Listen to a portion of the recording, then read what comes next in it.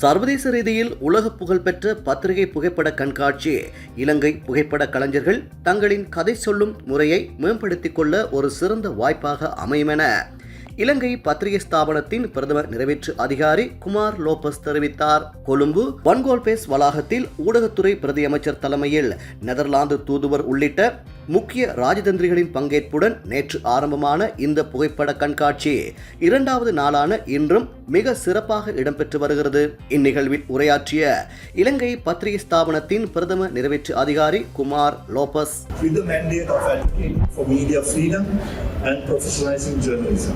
and we see our journalists, photojournalists, looking at these photos and improving their way of telling the stories as well.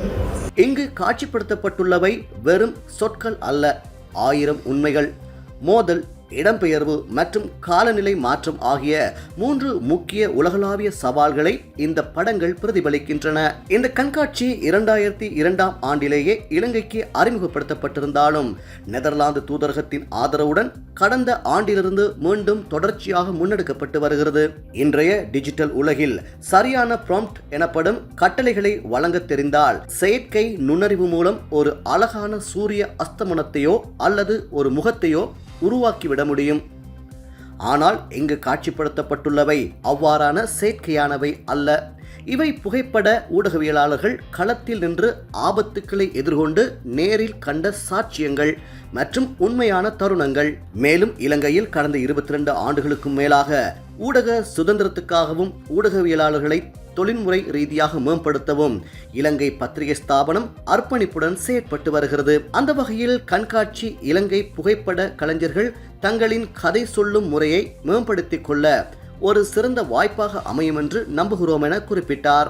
As we all know, today if you sit in front of a computer and if you know to manage your prompt, you can get a perfect sunset, a perfect face, a perfect scenario if you give that context, only if you know good prompt management.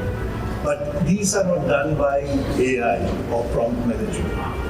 These are photos, stories, moments that are witnessed by photojournalists putting themselves on the ground and taking that risk, which I think we are privileged to see, which I think we need to encourage and support so that media freedom and press freedom could exist year on and year on.